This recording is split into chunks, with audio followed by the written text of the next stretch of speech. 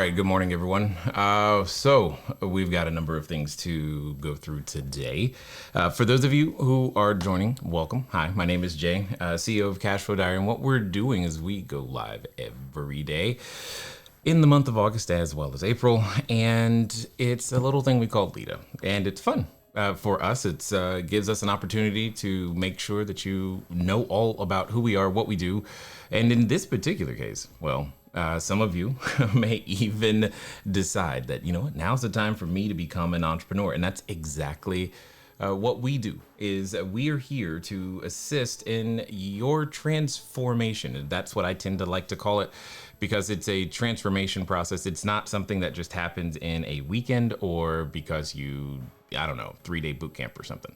It is a process. It's been a process for every human on the planet and will continue to be a process for every human on the planet, as far as I know. So with that being said, though, I think those are all good things, right? Because we want to put ourselves in a position in which we can transform, in which we can change and become something more, something new.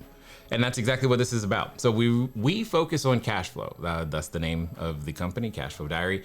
And what that simply means is learning to develop, build, own, and control assets. So for those of you who like the idea of building, owning, and controlling assets, do me a favor, drop a like and or subscribe for those of you who are over there on YouTube. And understand, today, if you have a question, feel free to drop that in, but we're going to focus on the topic being making sure that you can graduate your business from hobby status over to what we like to call the professional operator. But most importantly, one of the questions I get a lot is why on earth lease the building first? And most importantly with that is because what happens is there's a lot of people who want to own real estate. Now, if you are one of those individuals who've ever said to yourself, I would like to own more real estate, do me a favor. I think there's a thumbs up emoji somewhere. Give me one of those. And I want to say very simply that mathematically, I understand where you're coming from. However, the leasing tends to work better. And that's exactly what we're going to focus on today, is helping you graduate from not just in thought as well as in practice over to, we'll call it the other side. All right. On Monday, on our prior session, what we went through is we simply went through a lot of the previous ideas and concepts when it comes to having your business start as a hobby, because a lot of individuals start what they call an Airbnb business, remember, as a hobby. And the number one thing that you first must change is your intent. When you change your intent, it's not about a quantity of units, right? The difference is in your intent, because once that intent has changed, certain resources, different resources become available to you in order to make it bigger, better, badder, and stronger. Additionally, when you're graduating, when you're trying to make that difference, yes, there's a difference in, say, income potential, obviously, but there's also a difference in the way that you make a goal, plan, and or track. So you suddenly have a path towards a completely different type of freedom. But what I want to talk about specifically is when you're graduating into a business, or any business for that matter, why short-term rentals? Why not some of the other potential strategies that also exist? Well, there's a ton of them, and potential other strategies that exist, that is. But most importantly, why does short-term rentals work better for a lot of people, especially in my opinion? So to explain that, I want to give you the background of some of the other types of transactions that I've personally have completed and participated in. So many of you're probably familiar with many of these as well, but I just want to make sure that you understand. I'm not saying short-term rentals are the best simply because I like them or simply because I do them. I'm saying it compared to the things that I have already experienced in the real estate space. This is why short-term rentals. Okay. So when we're talking about real estate strategies, one of the easiest things to do is to think of them in a couple of categories. For example, like an acquisition strategy versus a disposition strategy. So someone do me a favor, type that in the chat. Acquisition versus disposition. What does that mean? There's a way to purchase the property. So you're purchasing it, gaining control, gaining title, and then disposition. There's a way to release the property, let it go. You're selling it, typically realizing whatever it is, the value that you've created. So acquisition versus disposition. And then there are some tools and or techniques that kinda can be used in both cases. You're most popularly like a lease option. A lease option can be used to buy as well as to sell. And that they're all kind of there, right? So when we're talking about acquisition strategies, that's typically, like I said, the way to find the property. When you're talking about selling it, there's not as many ways to, when it comes down to quote unquote selling the property as you may believe or think or etc. So most of the time, an exit strategy that someone is going to use is either just going to sell it outright or sell it over time, and that's kind of the, you're kind of there. That's the way it goes. So what gets creative and where sometimes we can have a little confusion is on the acquisition side. So when I look at real estate, oftentimes, or if you ask somebody, hey, what type of real estate do you do? They'll tell you what their acquisition strategy is, not how they plan on actually making money. So that's where you hear things like probate. That's where you hear things like short sales. That's where you may even hear someone say lease options, pre-foreclosures. I go to the auctions. Okay, cool. All of those things, or even tax sales, all of those things are things that are 100% valid and can be done and have been done. And yeah, they're there, My point is saying this. My wife and I, we had the privilege of starting out as wholesalers. We did somewhere in the neighborhood of 200 of those transactions. We've done what is popularly known as note brokering. We didn't do too many of those because it just felt too much like wholesaling, and I'm like, So, but we had a whole bunch of notes, like a lot of them. We've had, hundreds, literally hundreds of doors at a time, like multiple hundreds of doors, cell phone towers, commercial real estate. And yeah, there's been a lot of experience over the now 12 years. Is it 12 years? I think it's 12 years. I can't remember. So we closed, I remember the first one though, it was June 18th, 2008 in San Bernardino, California, 2-bedroom, 1-bath house. And yeah, so that was the first one. And long story short, through that process, there were many things that I learned. I learned that I like providing jobs for other people. I learned that real estate can have a massive impact. And at the age of 38, I had a privilege of not having to do much on a day-to-day basis.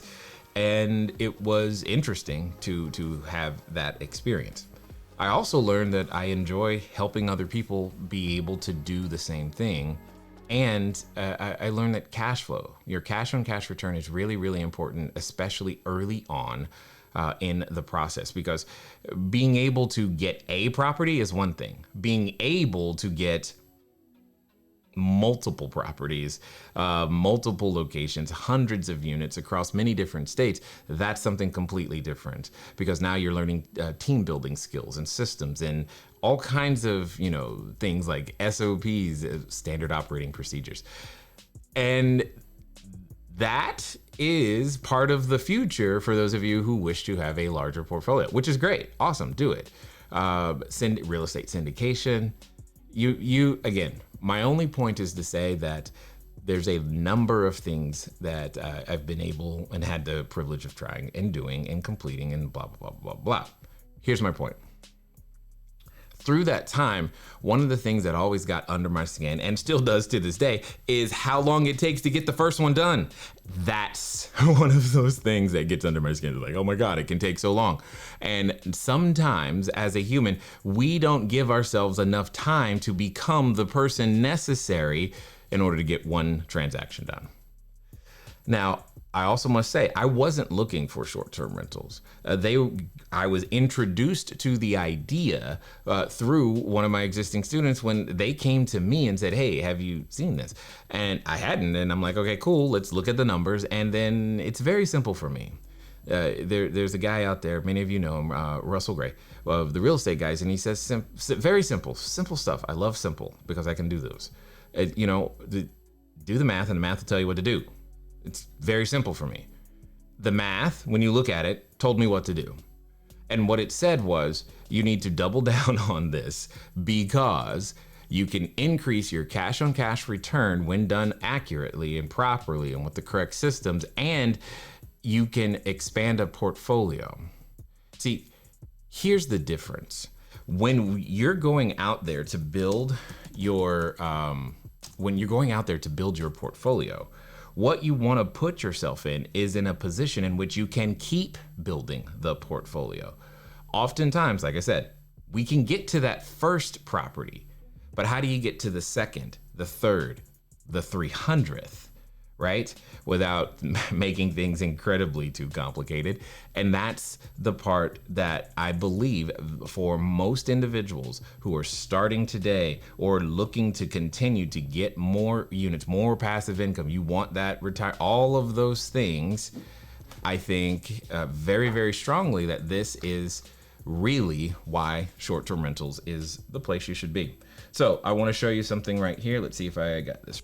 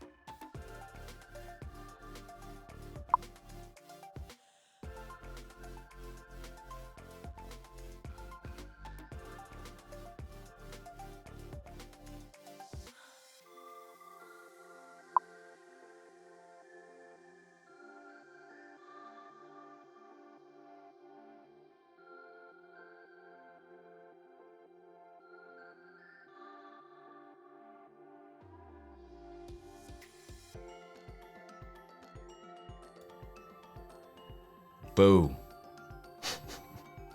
Okay, I have no idea. How long has there been no sound? Ha! That's funny. I got it. Let me get, can't hear you now. Scary. I'm scrolling back. I just closed on my first property after, oh, wow. Hold on, studying, no sound, can't hear you. Well, hey, that's one way I figured out a way to get you guys to comment. Right there. I turn off the sound. That's my new secret technique right there. I'm gonna turn off the sound and make, that way I know you comment. No, I did not do that intentionally. I'm assuming the sound went out the moment I went from, I went from here, I went from this to the iPad. I'm assuming that's when the sound went out. So I'm going to go back and do that part over. It didn't actually happen the first time, right? All right, so let's do that. Let me make sure I'm waiting. Let me see. Yeah, when you went to the white, yeah, that's what I thought. We have music. Yes, hey, at least you had music. You knew something was up, so that's good. All right, so let's get back to what I was saying. Well, what it comes down to is that at the beginning, when you're beginning this journey, if you're in what is called or popularly called that pre-retirement stage, the number one thing that you should be focused on is quite simply you need to be focused on your cash on cash return. That's what we're talking about up here, right? Is you need to be focused on that cash on cash return. Because of that focus, you need to understand all of the areas of profit inside of a transaction, which is where the profit analysis quadrant, which is a tool that I invented, that you're free to use it, have fun. That talks about the appreciation, depreciation, amortization, and cash flow that is possible and in every deal. My point is this. Owning real estate, it feels great. My only challenge is that it can be slow going, and building equity is time. And there's nothing wrong with that. I'm not saying get rich fast or quick or any of those things. As I said before, I want you to be able to build a successful business and retirement. So I've got to understand a little piece of understanding here that I think will help you. I mean, as you can see, one of the things that Casey is saying is that he just closed on his first property after studying for 7 years. This was one of the things that gets under my skin, is like, why it shouldn't take 7 years. And indeed, there's a faster way to end up at the same spot without taking more risk. Okay. And that's exactly where I'm coming from with you today. And as you go through this process of graduating from a hobby over to a business. Okay. So let's get back down to the numbers. The reason you want to increase that cash on cash return is simply because you want to make sure that you can build assets, buy assets, control assets. And to do that, you want to put yourself in a position, and cash and or debt or leverage are the ways to make that happen. The challenge is the speed at which you want to acquire assets. You may not have enough cash to do it. And that's where and why other individuals take on syndication, because now that is one of the theories. It's like, hey, if you syndicate, you have the ability to take on bigger things, more things, continual things, and that's great. There's nothing wrong with that either. Okay, that's my point. Okay, is that those are things that can be overcome, and this is why short-term rentals. These are the problems that, in my opinion, especially from a financial standpoint, that short-term rentals solves. And here's another person, Mr. Casey, looks like is watching over on YouTube. He's agreeing. It's like it took him 8 years to get the first duplex. I'm like, okay. So there are some things I discovered partially because I did syndication. So that's how do you think we got to the 400 units, right? And especially by the age of 38 and whatnot. So that was great, right? But here's my point. How can you do it? What's still out there? And what do I see for the average and everybody, American family or what have you? And not even just American, because we now have students in 16 different countries. You have to speak English. I don't speak any other languages, sorry. All right. Anyway, it's the increased cash on cash return. Here's what I'm referring to, and this is what I mean. This is why this is important, so pay attention. If you haven't been taking screenshots or notes, you better get ready right now. Here's what happens. And in a mathematical sense, and I'm making up numbers, okay? I'm just making up numbers. So some of you might need to add a zero or something of that nature in order for this to work, for what you're thinking about. I'm going to pretend, like I said, remember, you can get your first unit. You can get your first building. And let's just say, for the sake of argument, that what you've saved up total, this is your pot right here. This is your pot. This is what you got. You got that $100,000. That $100,000 is wonderful. It's great. It's awesome. Good job. Congrats. You have a number of choices. Oftentimes people will say, well, cool, now go, buy the house. That's great. Here's what I know, and you know too. For the sake of this example, really, really quickly, if all you did was use 20,000 of that and then 80-20, so then you have an $80,000 loan. So that means, yes, you still over here have your $80,000 of cash left. There's something I want you to see. This $20,000 of cash is now gone, right? Gone in the sense that, well, and I know what some of you already yelling at me. No, it is not gone, it's equity. Wonderful, got it. Just pay attention. All right, so this $80,000 over here, this is going to be the loan. That's the down payment for your brand new house that you finally saved up enough money for as your rental property. On average, though, let's just say, because I need to be general real fast here, everything goes smoothly, right? Let's just go with that. And let's just say you do great and you're getting $200 per month of cash flow. Let's do some simple math. This is the part that I want you to pay attention to. I'm just gonna do some simple math. That was the wrong calculator. I want my other calculator. Yeah, there we go. If you got your $20,000 down payment, 20,000 divided by the $200 per month, it's gonna take you 100 months. 100 months to get your money back. Not to make a profit, but 100 months to break even. Just on a cash on cash basis. Yes, can the property go up? It could. Can you do other? Yes, I'm aware of all of that. I want to focus on the basics of operating the property, nothing else. Can you Can you do all kinds of, can other things happen to possibly accelerate that process? Yes, but now you're dependent upon other things happening in order for that to happen. I just want you to buy the property and operate it. Operations go smoothly, meaning you don't end up having to repair a roof or pipe leak and all that other stuff. It's going to take 100 months for you to get your 20 grand back. Now, that's not necessarily bad, but my question is can you do better? That's my question. And this happens every time. So now when we're looking at the whole short-term rental world, this is where I get excited. Instead of taking that 20 and having a house and $80,000 in cash, okay, so that's what that would be. What if we took that entire 100 and figured out how to, and I'm just going to say that you take that same 100 and what you end up with is, boom, right here. 1, 2, 3, 4, 5, 6, 7.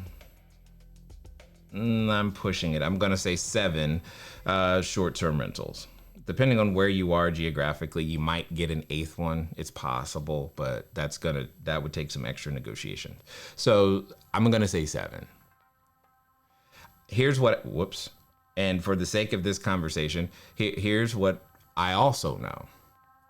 I also know that on these 7, you're going to receive, depending on across a year, especially a normal year. This is by far not a normal year, but in a normal situation, you're going to receive approximately, I'm just going to call it $800 per month per bedroom. And for the sake of this argument, let's just call these all one bedroom. So that's 1, 2, 3, 4, 5, 6, 7 times 8.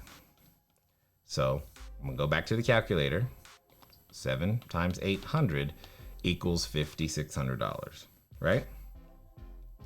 So that means that $100,000 is out there in the market. You're operating a business. That business produces, this is net, is what I'm referring to, $5,600. Now let's do that same math.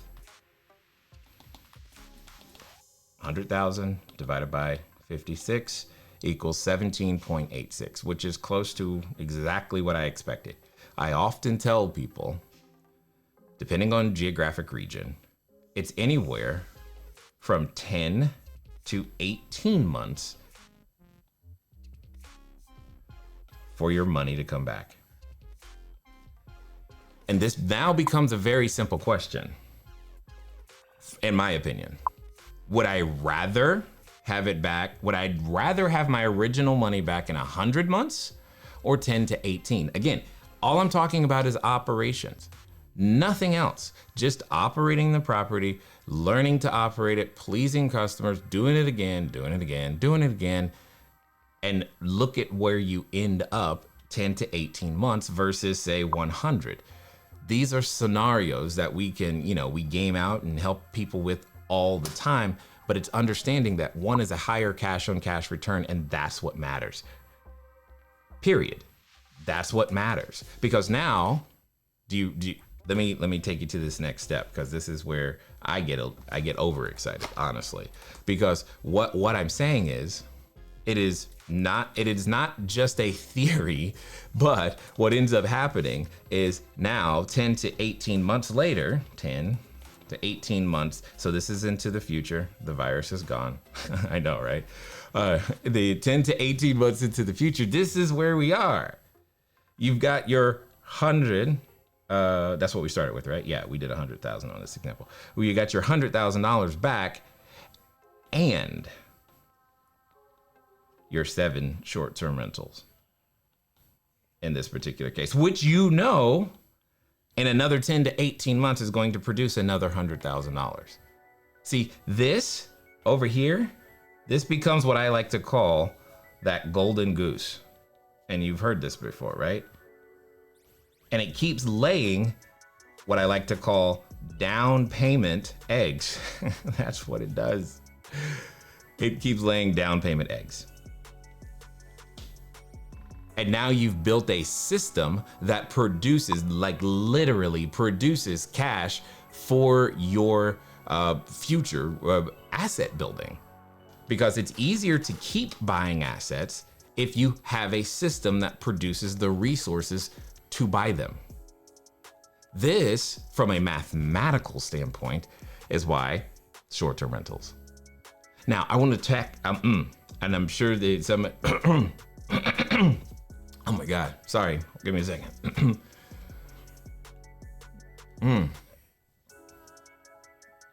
Okay, sorry, so that was weird.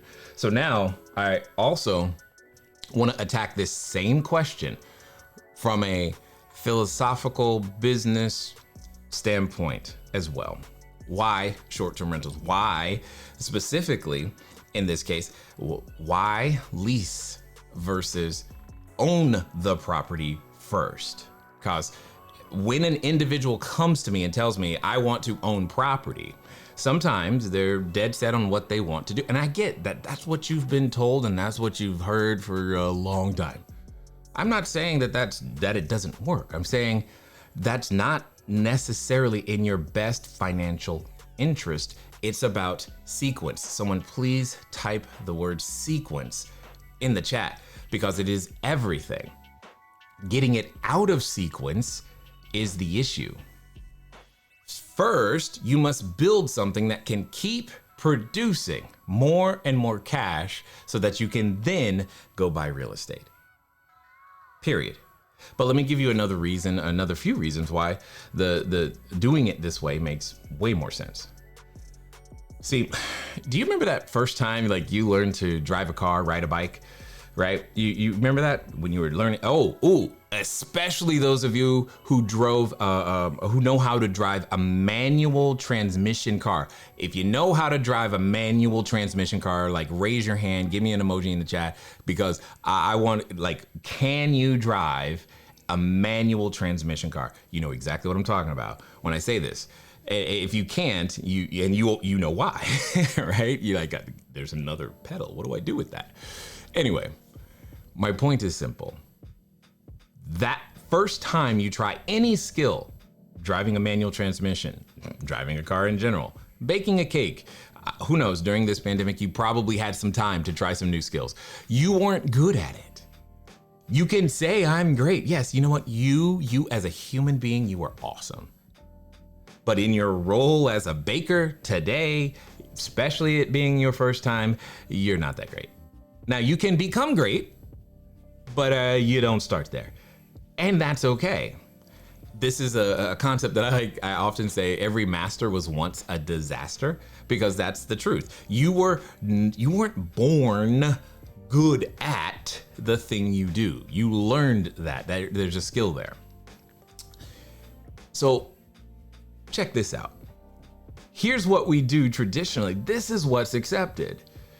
The first time you buy a piece of real estate, what we accept currently is, hey, why don't you take a whole bunch of the cash capital resources that you have saved up over, in some cases, years, and then what we want you to do is make a 15, 20, 25, 30-year commitment up front when your experience, not knowledge, when your experience is the least. And now someone's going to say, but I'll just hire a property manager, Jay. You don't know what you're talking about. Cool. And how many years of experience do you have managing a property manager? There's so much in the world of you don't know what you don't know, and you just took a 30-year commitment. And yet, sadly, many marriages don't last that long, and that's supposed to be until death do you part. But that's a whole different story. Do you understand what I'm saying here? And that's the piece that I began to examine for the new person. It began to make sense. This is why it's taking so long. We're asking them to make crazy sized commitments with nearly every resource they've got on the first one when their experience is the least. And the amount of fear that stacks up for the average person, tremendous. And they never, or it takes a long time to pull it all together. So I have a simple point for you today. What happens when you graduate from hobby to business is you are in the process. See, this is what I love. When you are going down the short-term rental route, you're building the skills, same skill set you need in order to run property long-term. See, we get really good at move-in inspections, departure inspections, turnover, all of the things that traditional landlords try to avoid, and to the best of their degree, we get pretty good at those, right? One of the reasons you want to get good at that is because there are many landlords, some of you watching right now, you haven't increased your rent, not for no other reason than I don't want them to move out. If they move out, I got to clean that thing. And I don't know what's in there. They've been in there forever. I don't want to experience turnover. Turnover is expensive. It's a real cost. And what if you had an efficient turnover process? What if you knew how to do that? What if you knew how to manage and you learned how to manage on the way? See, most traditional landlords, as they are buying their property, they have to do a job that's usually completely different than real estate. It has nothing to do with everything else that they're looking to do long term. As a short-term rental operator, you get to start in a smaller spot. And that's exciting to me. Period. You get to take a 12-month risk with a lease as opposed to 30-year. You get to start with way less capital. In most cases, don't even need a loan. Many people have started on a credit card that you have right now. It's crazy. And you don't have to depend on any sort of refinance from a bank. You don't need the property to appreciate. You don't need something else to happen in order for you to continue building. Now, if something else also happens, wonderful, but you don't need it. It's not a part of the strategy. This is why that BRRRR strategy that people are all excited about, there's nothing wrong with it. I just hate the fact that it is dependent on certain other things, like a good credit finance market. It falls apart if you can't get a refi. Period. You're stuck. And that's the stuff I want to free myself and everyone else from. Just all you got to do is operate the darn thing and then go get another. And you just keep making that happen, because what happens over time is what started as 2 becomes 4, becomes 8, becomes 20, becomes 40, becomes something that you did not imagine was possible for you. And then with the correct systems in place, man, you end up in a completely different situation. This is why I got so excited and still get so excited about short-term rentals, because once you've built your down payment machine, you can now take that and get into what we call phase 3 and go buy any other thing you want. I know it's a long answer to what seems like a very simple question, but I'm also up against decades, maybe even centuries of thought process on this one, because you've been told by every realtor, go buy now, go. And I got it. I'm not saying realtors are bad. I'm not saying any of that. They're great. I'm just saying sequence matters. Getting it out of sequence slows you down so much that you end up paying a huge opportunity cost. Short-term rentals are where it's at, in my opinion. And hopefully you are now at least a little bit more open to that same concept. So with that said, what I want to remind everybody is that we are going live every day, 9 a.m. Pacific time in the month of August. We will continue to go live, and that's exactly what we're going to do here over at CashFlow Diary. So if you haven't already, you're going to want to make sure that you're on our Facebook page. Follow it, like it. If you're watching on YouTube, hit subscribe. We'll be back tomorrow. Let me see what tomorrow's topic is, because I don't know. The team helps me. Everybody do me a favor, give a big round of applause for the team, because otherwise, I promise you, this would not be possible without them. So all of them, they're there. So what are we going to be talking about? Oh, the pros and cons. No, today's Wednesday. Yeah, tomorrow says the pros and cons of being your own boss. And I'm looking at some of the bullet points. I'm just like, okay, yeah. We're going to talk about that, because there are definitely some pros and there are definitely some cons. And we're going to talk about that tomorrow. So make sure you do that. Now, if you also, though, have a question that you specifically want answered, then what you want to do is you want to go over to cashflowdiary.com/ask. That's ASK, cashflowdiary.com/ask. For those of you, someone please type that in the chat. When you get there, put in your information, put in your question, make sure it's a good one, because the best questions get invited to come and get a complimentary coaching session live with me. So very similar to what this is. It'll be you and me and somehow working on your business in some way, shape, or form, whatever that means. So we'll do that together. But step 1 for that is to go ask a question at cashflowdiary.com/ask. I'm gonna go check the chat here really quick and see what we've got, and then we'll be done for today. 1 second. Let's see. Scrolling. Wow. Okay, so back to the music situation. I see. Let's see, Linda. That's when it happened. Totally agree. Yes, I think I said this already, but again, Mr. Casey is talking about it took him 8 years to get his first duplex. Yeah, and congratulations, because that's not easy. Getting a duplex is hard, and he stayed with it. Not everyone would do that or has done that at the end of the day. Yeah, I love me some 10B2 financial calculators. There's not much math you need to do the whole business wealth game, but you do need a good calculator, and that is definitely one of those. Let's see, is that Charlie? I think it's either Charlie.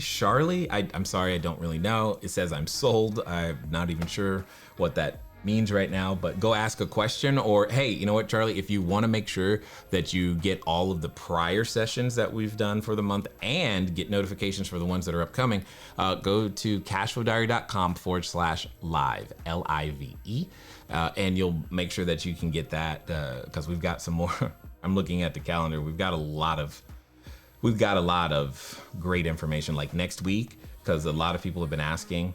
about what is the future of short-term rentals looks like, specifically in this new environment. So we're definitely going to be knocking that out for sure.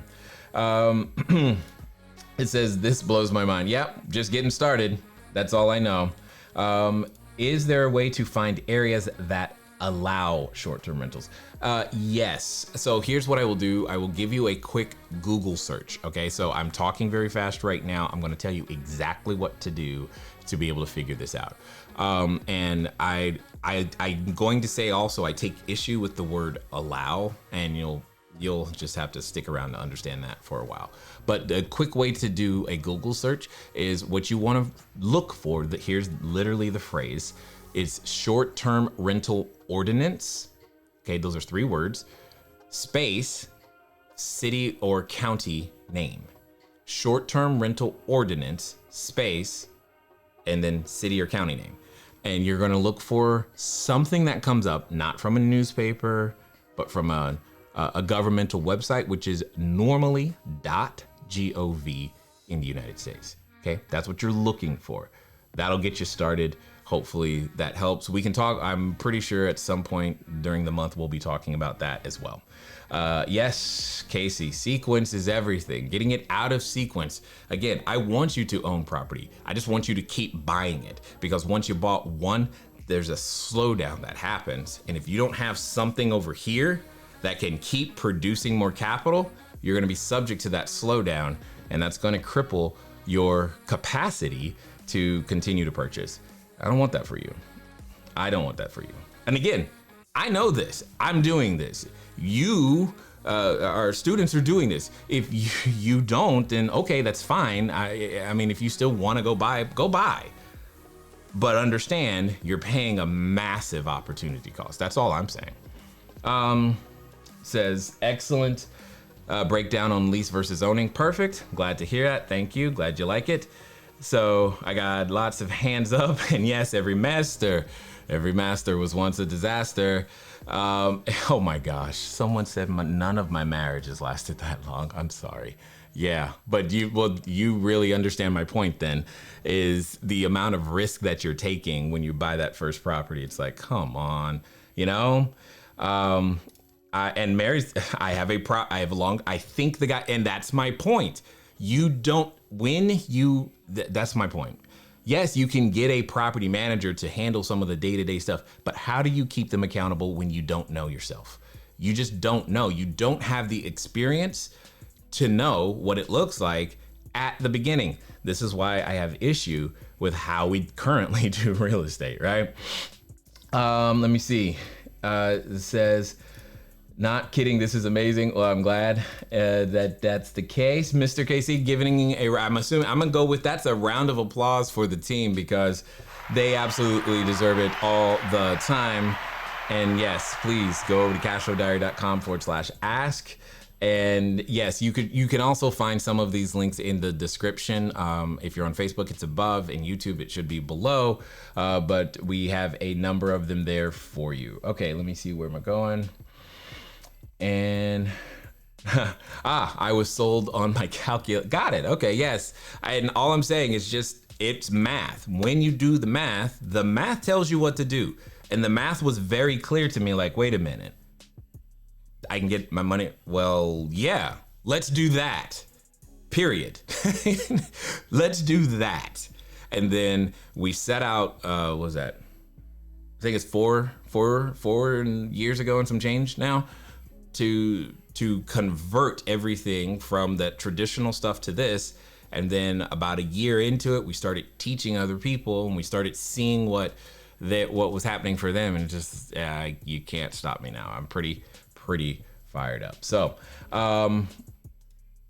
that's just what it is. So was that, say that again, the website. I'm not sure which website you're referring to on that one, because I say lots of websites. But at the end of the day, if you want to get more notifications and catch up with us, we'll be live again tomorrow at 9 a.m. You can go to cashflowdiary.com maybe this is what, hold on, there it is. We'll use that very large comment to make it work. So you can get the live notifications. You can submit a question. We do have a podcast, YouTube. If you want a free playbook, you can get that too. And we do have a 9-day live training that is coming up towards the end of the month.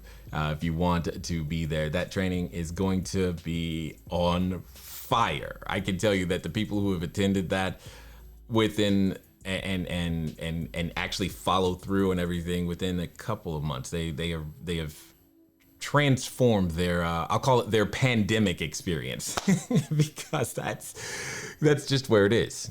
That's just where it is. So yeah, it will always be my pleasure to have your attention. So I thank you for those of you who decided to give it to us today. I hope we brought enough value for you to come back tomorrow, because like I said, tomorrow we're going to be talking about some of the nuances around the pros and cons of being your own boss as you continue your own transformation process. And as always, it's fun for me to talk to you. It's been fun talking today. I look forward to talking to you again soon. Until next time.